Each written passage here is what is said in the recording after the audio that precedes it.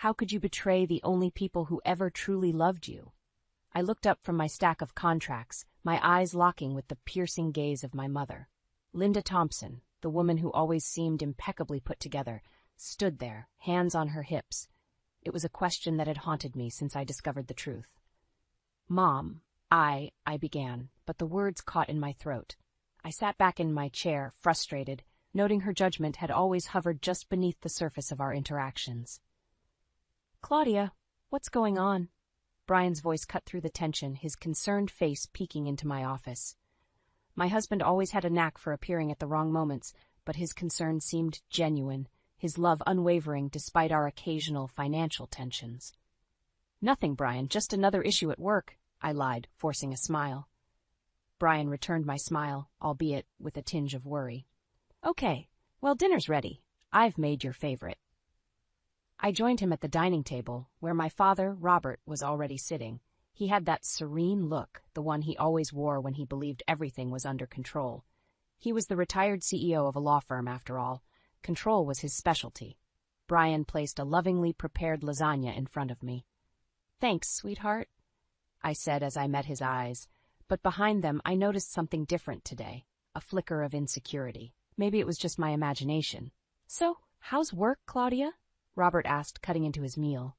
Busy as ever, I replied, glancing at Brian. He seemed distant, preoccupied.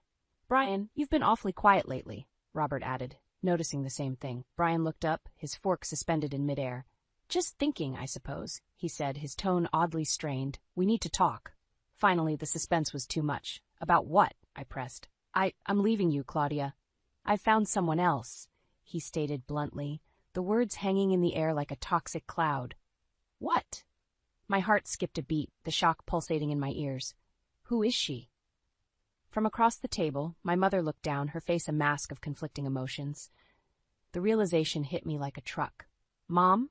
Linda's eyes met mine, filled with a mix of guilt and defiance. Claudia, there's something you need to know. Before she could continue, my father's spoon clattered to his plate. Linda, you can't be serious. I'm very serious, Robert. Brian and we're in love, she confessed. The room fell painfully silent. The only sound was the ticking of the clock. My father's resigned expression hinted at a long-buried truth. Brian reached for my hand, but I pulled away, tears blurring my vision. How long? How long has this been going on? I demanded, my voice cracking. A few months, Brian admitted, his voice trembling. My mother added, Claudia, sometimes these things, they just happen. No, Mom, they don't just happen. You made a choice, I fired back, my chest heaving with betrayal. It's complicated, Brian began, but I stopped him with a glare. You've always been part of our family, Brian. How could you do this? Robert stood up. Enough, we'll talk about this calmly. You knew, didn't you? I asked my father, my voice barely a whisper. Robert sighed heavily, his eyes filled with sorrow. I suspected, but I hoped. I was wrong. There were no words left. My heart broke into pieces as I watched the people I trusted most reveal their true colors. In that moment, my seemingly perfect life shattered, and nothing would ever be the same. The next few days after Brian's announcement were a blur. My father's words echoed in my mind as I went through the motions, trying to pretend everything was normal. But nothing was normal anymore. The betrayal cut deep. One evening, as we sat down for dinner at my parents' house, I felt the tension in the air. I forced myself to keep my emotions in check, determined not to make a scene. Halfway through the meal, Brian cleared his throat. I think it's time we told the truth, he said, looking at my mother. My heart sank. What truth? I asked, barely able to keep my voice steady. Brian hesitated before finally speaking. Claudia, I've decided to file for divorce. And well, your mother and we're going to be together. My chest tightened. I could hardly breathe. You can't be serious, I whispered, staring at my husband and my mother sitting side by side, their faces brimming with resolve. Linda shot me an apologetic look. Claudia, please understand, she started, her voice gentle yet firm. This isn't about you. Isn't about me, I echoed incredulously. Mom, you're tearing our family apart. Robert slammed his fork down, the noise startling us all. Linda, after everything we've been through, and you, Brian, we brought you into our lives like you were one of our own. Brian looked down, unable to meet my father's eyes. It wasn't planned, Robert, it just happened. Nothing just happens, Robert said coldly. You made a choice, both of you. Linda's voice wavered. I thought you of all people would understand, Robert. Remember Kristen? Robert's face turned ashen at the mention of Kristen, a name I hadn't heard in years. That's different, Linda. She was a mistake, not a betrayal. What a tangled web we weave, Brian muttered softly, his face twisted with regret. I stood up, unable to take it anymore. You both disgust me. I need some air. I hurried out of the house, the cool evening air hitting my flushed face. Jessica, my best friend, found me sitting on the porch steps later. She sat down beside me, her presence a comforting anchor. I heard through the grapevine. Are you okay? No, Jess, I'm not okay. My mom and Brian, She wrapped an arm around my shoulders. I'm so sorry, Claudia. What they did is unforgivable. I swallowed hard. I don't understand how long they've been deceiving me, Jess. My whole life feels like a lie. We'll get through this together, she assured me. And remember, you're not alone. Taking a deep breath, I stood up. I need to face them. I need to know how deep this betrayal goes. Jessica nodded, standing by my side. I'm right here with you. We walked back inside, ready to confront the betrayal head-on. Brian, I demanded, my voice steady and cold. How long has this been going on? He shifted uncomfortably. A few months. We didn't mean for it to happen this way. Robert's voice cut in, sharp and authoritative. Claudia, we'll figure this out. For now, let's get through dinner without any more drama. Drama? I scoffed, incredulous. Our lives are falling apart, and you want calm? Fine, I'll give you calm, I said, forcing myself to sit back down, determined to hold the facade, at least until after dinner. But inside, the storm raged on. And I knew this was just the beginning. The days that followed were marked by awkward silence and heavy tension. The once cozy family home now felt like a battlefield, each meal a minefield of unspoken words.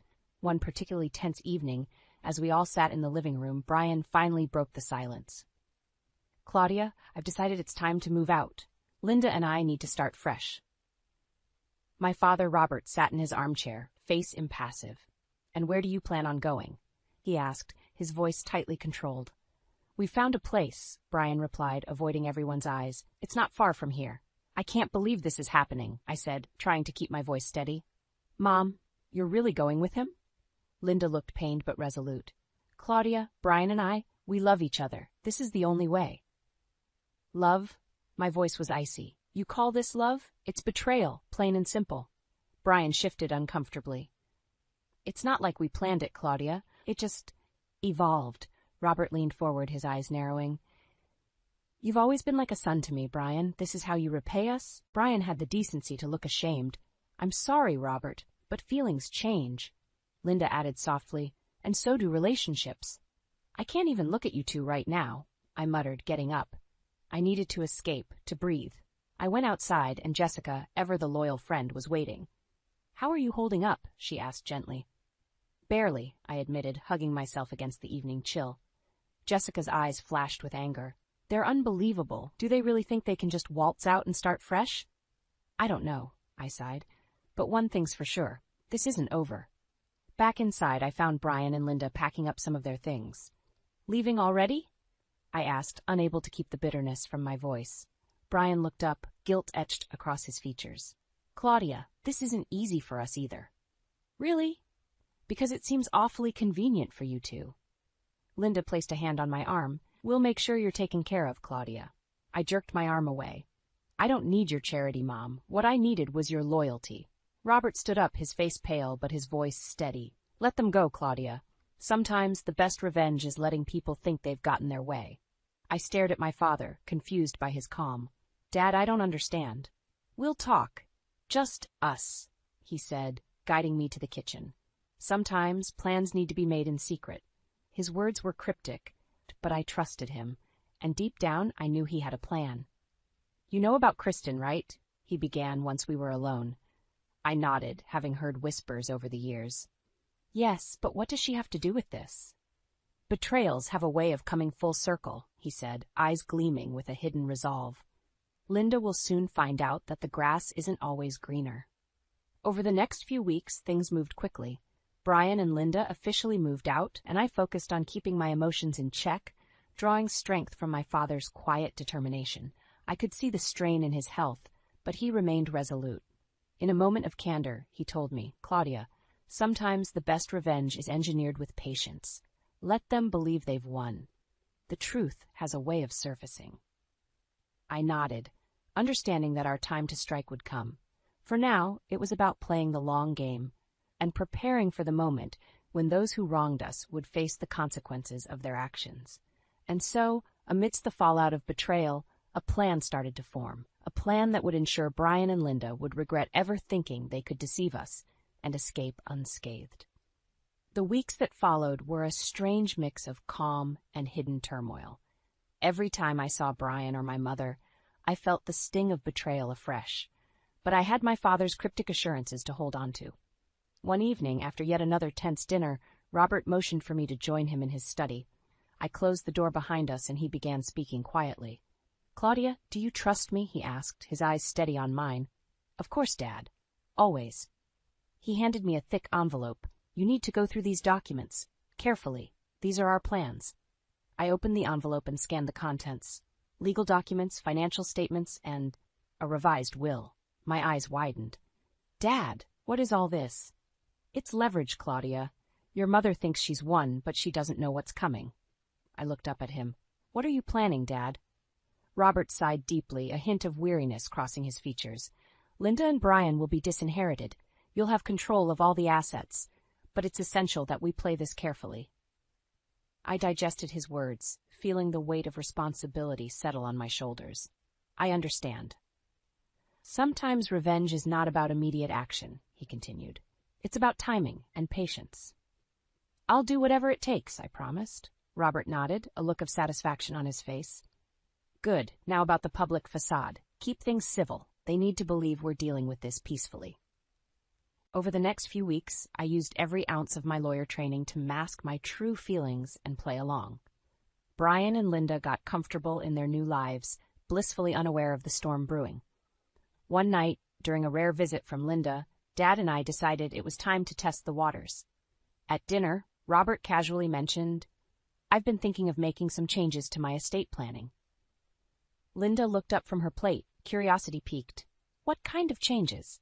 "Just revisiting the will, ensuring Claudia's future is secure," he said smoothly, gauging her reaction. Her face remained neutral, but I could see the wheels turning. "That sounds reasonable." Silence stretched uncomfortably before Brian chimed in. "Let's not make this dinner too gloomy, okay?" I nodded, forcing a smile. "Right, let's enjoy the meal." As dinner wound down, Robert pulled me aside. "See? They're already considering their next moves. Keep playing your part." The next day, we had a frank discussion. Robert's health was declining faster than I realized. "I don't have much time left, Claudia." Tears welled in my eyes, but I forced them back. "Don't talk like that, Dad."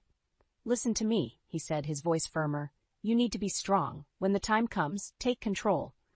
Don't let their betrayal define your life." I nodded, swallowing the lump in my throat. "I will, I promise." "I've arranged everything," he continued. "Mark Johnson, our lawyer, knows the plans. Trust him." In the days that followed, we had more candid conversations, often reminiscing about happier times and laying down the intricate layers of our plan. We spent as much time together as possible, savoring every moment. One evening, as we sat watching an old movie, Robert took my hand. "Remember, Claudia, sometimes the best revenge is letting them think they've won. For now." When Robert passed away shortly after our conversation, the grief was almost unbearable. But through the haze of loss, I knew what needed to be done. At the funeral, Linda and Brian had the gall to put on sympathetic faces. But behind those masks, I saw their greed. They believed they were about to reap their rewards. Little did they know, justice was on its way, crafted with meticulous care by my father and waiting to be unveiled. The coming battle was inevitable, and I was ready. The day of my father's funeral was somber, filled with tight handshakes and whispered condolences. Yet, underneath my grief, a cold resolve kept me going. I knew what was coming, and it gave me the strength to face Brian and Linda. As we returned home after the service, Mark Johnson, our family lawyer and longtime friend, was already waiting. "Claudia," he greeted me with a somber nod, "it's time to read the will." Linda and Brian joined us in the study, their expressions a mix of anticipation and false empathy. Mark cleared his throat and began. Robert wanted today to be about closure and clarity. Brian shifted uncomfortably in his seat. Linda clasped her hands tightly, her eyes fixed on Mark. As per Robert's wishes, the estate will be divided accordingly, Mark continued, handing out copies of the will. I watched carefully as they scanned the document, their faces slowly morphing from anticipation to confusion, then horror. Linda was the first to speak, her voice quivering. This can't be right. There must be a mistake. Mark looked her squarely in the eye. There is no mistake. Robert has disinherited you completely, Linda. Brian's knuckles went white around the paper. What about me? He asked, his voice barely above a whisper. Mark turned to him. Brian, all marital assets are to be returned to Claudia. You'll be left with nothing. Linda seethed, turning to me. You did this. You convinced him. I met her gaze coolly. This was his will, Mom. He saw through your deceit. Brian finally found his voice. You can't do this to us, Claudia. We deserve something. I stepped forward, my voice cutting through the tension. You deserve what you get, Brian. After everything you've both done, this is justice. Tears welled up in Linda's eyes, her voice trembling. After all these years, this is how you repay me, Claudia. I felt a pang of sorrow but held firm. No, Mom, this is how you repaid us, all those times you chose betrayal over loyalty. Mark finished reading the will, explaining, Claudia will have full control of all assets, including the firm. Linda's face was a portrait of devastation. And what are we supposed to do now? She demanded.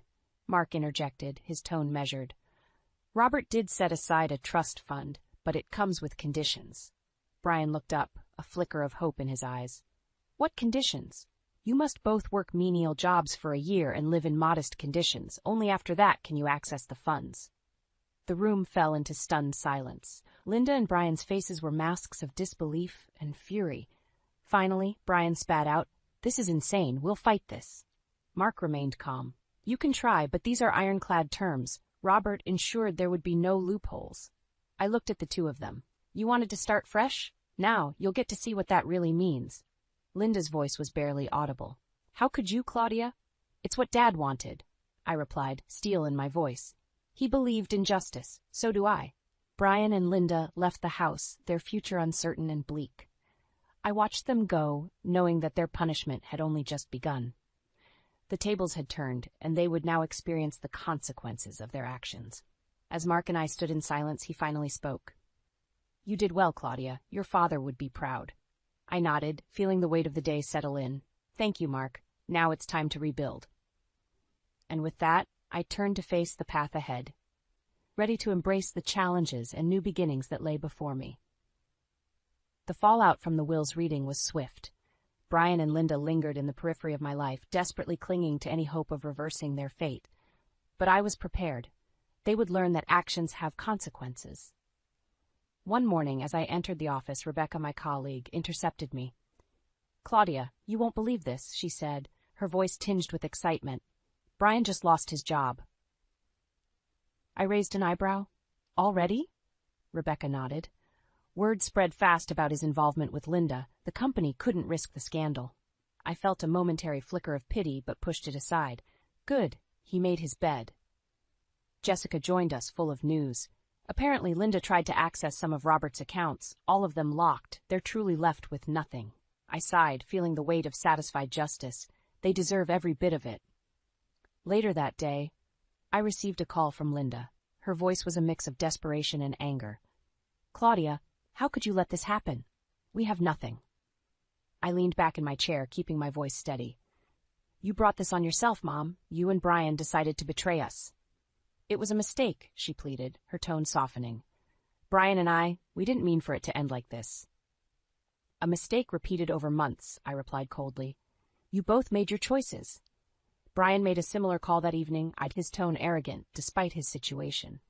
Claudia, let's be reasonable. There must be something we can work out. You've lost everything because of your actions, I retorted. Deal with the consequences.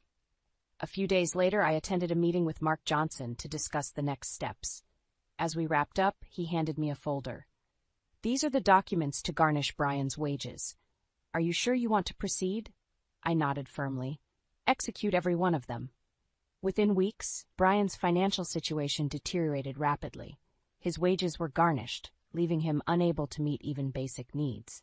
Linda, used to a life of luxury, struggled with the new reality. One afternoon, Brian stormed into my office, cheeks flushed with anger. "Claudia," he fumed, "this has to end. We can't live like this." I looked at him calmly. "You should have thought about that before betraying us." He slammed his fist on the desk. "You were supposed to be my wife. Have some compassion." "Compassion?" I asked, incredulous. "Where was your compassion when you and my mother decided to deceive us?" Before he could respond, Jessica walked in. "Everything okay in here?" Brian shot her a furious glance before storming out, leaving a tense silence in his wake. Jessica looked at me, concerned. "You all right?" I nodded. "Just the consequences of his actions catching up to him." Linda's demise followed closely. Her social circles abandoned her, unwilling to be associated with her disgrace. Financial ruin forced her to sell off her few remaining assets, and she moved into a modest apartment far from the upscale life she once knew. I met with Mark again, this time to discuss the final phase. "The assets have been legally transferred," he confirmed. "They truly have nothing left." "That's just the beginning," I replied. "It's time they learned humility." In a dramatic showdown, Mark and I revealed the full extent of our legal victories to Linda and Brian. Their faces were masks of disbelief and desperation. "I hope you two find happiness in poverty," I said icily, "because that's all you have left." As they walked away, I felt a sense of closure. My father's strategy had worked. Brian and Linda were left to face the harsh reality they had created, while I stepped into a new chapter, ready to rebuild my life from the ruins of their betrayal. Brian and Linda had reached rock bottom. I heard from mutual acquaintances that they were scraping by, taking whatever jobs they could find. Their glamorous lifestyle had crumbled into nothing more than a struggle for basic survival. One afternoon, I received a call from Brian. It started off calm, but quickly turned desperate. "Claudia, it's Brian. We need to talk." I could almost hear the desperation in his voice. "About what?" "You made your choices." "Please, we're struggling. Linda's health is declining. Surely there's something you can do." A part of me felt a pang of sorrow, but I strengthened my resolve. "Meet me in the office tomorrow." The next day, Brian and Linda shuffled into my office. They looked worn, their faces lined with troubles. Linda's once glamorous aura was now overshadowed by tired eyes and a frail frame. Brian broke the silence first. "Claudia, we know we messed up, but Linda's sick. We can't make ends meet." I leaned back in my chair, allowing a moment of silence to build tension. "You knew the terms, Brian. Dad was very clear." Linda's voice was shaky. "Claudia, you've always been a good daughter. Can't you see we're suffering?" I stood up, walking over to the window, looking out but not really seeing anything. I took a deep breath and turned back to face them. "There is one thing." Their eyes lit up with hope. "What?" "My father set aside a trust fund," I began slowly, "but accessing it comes with conditions." Brian's face twisted into a mix of hope and suspicion. "What conditions?" "You both need to show you can live a modest life. We work menial jobs. Prove you understand the value of hard work for a year. Only then will you have access to the funds." Linda looked like she might faint. "A year? We can't last that long, Claudia." I met her desperate gaze, my voice calm but firm. "Those are the terms. Take it or leave it." Brian clenched his fists, his face a mask of frustration. "This is humiliating." I shrugged. "It's your only way out. Maybe you'll learn something valuable." They left, a flicker of hope in their defeated steps, knowing they had no choice but to comply. Over the next few months, I checked in on their progress, ensuring they met every stipulation. I watched from a distance as they struggled through menial jobs and budgeted their modest income. It was a far cry from the life they once knew, and it seemed every day humbled them further. One evening, as I sat in the living room with Jessica, she commented on their plight. "They almost look like different people now." I nodded. They needed this reality check. Maybe they'll finally understand the weight of their actions. A year passed, and Brian and Linda met every requirement. They earned their right to access the trust fund, but it was clear the experience had changed them. They were humbled, broken down by the harshness of a life they never thought they'd live. At the final meeting, as Mark handed them the trust fund papers, Brian looked at me with an emotion I hadn't expected. Gratitude. "Thank you, Claudia. We didn't deserve it, but thank you." Linda echoed his sentiment, a far cry from the proud woman she once was. We'll make better choices from now on. See that you do, I replied, feeling a sense of closure.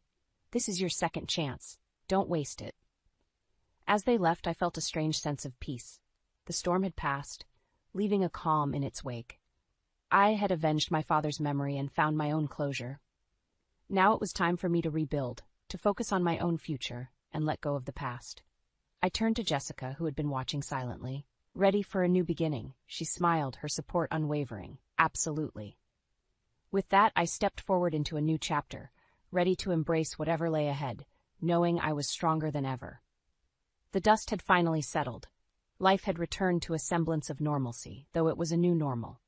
The past year had been grueling, but in its wake it left clarity and a sense of purpose I hadn't felt in years. In my father's old firm, now under my leadership, I focused on restoring its luster and expanding its reach. My days were filled with strategic meetings and legal battles, each victory a tribute to my dad's legacy. "Claudia, your 2 p.m. is here," Rebecca's voice crackled over the intercom. "Send them in," I said, straightening my desk. Jessica strode in, holding a thick portfolio. "Ready for the presentation?" "Absolutely," I responded, feeling that familiar spark of excitement. We'd been working on a major acquisition, one that would catapult the firm into a new league. We spent the next hour hashing out details, fine-tuning our strategy.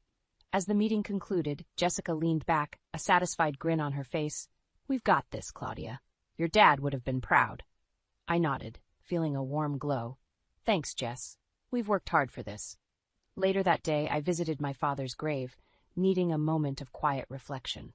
As I stood there, the breeze rustling the leaves, I felt a sense of peace. "We did it, Dad. We honored your legacy." Driving back home, I felt a sense of closure. The year of turmoil had finally ended, and I was ready to embrace the future.